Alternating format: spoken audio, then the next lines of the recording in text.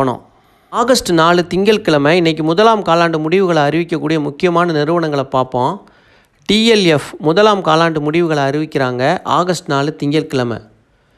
இன்று திங்கட்கிழமை ஆகஸ்ட் 4 முதலாம் காலாண்டு முடிவுகளை போஸ் எலக்ட்ரானிக்ஸ் அறிவிக்கிறாங்க.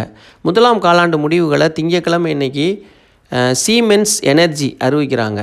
ஸ்ரீ சிமெண்ட்டு இன்றைக்கி ஆகஸ்ட் 4 திங்கட்கிழமை முதலாம் காலாண்டு முடிவுகளை அறிவிக்க போகிறாங்க. அப்புறம் மேரிகோ முதலாம் காலாண்டு முடிவுகளை அறிவிக்கிறாங்க இன்றைக்கி திங்கட்கிழமை ஆகஸ்ட் 4ஆம் தேதி. அப்புறம் போனஸ் கொடுக்குற கம்பெனியை பார்ப்போம். நெஸ்லே இந்தியா போனஸ் கொடுக்குறாங்க. ஒரு ஷேர் வச்சுருந்தீங்கன்னா ஒரு ஷேர் கொடுக்குறாங்க. Record date August 8.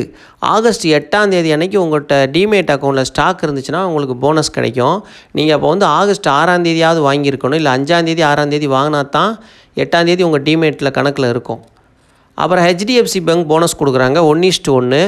ஒரு ஷேர் வச்சுருந்தீங்கன்னா ஒரு ஷேர் போனஸாக கிடைக்கும். இதுக்கான ரெக்கார்ட் டேட் 26 ஆகஸ்ட் 26. இன்னும் நாள் நிறையா இருக்குது. அப்புறம் டிவிடெண்ட் குறித்த அறிவிப்பு பார்க்கலாம். பிரிட்டானியா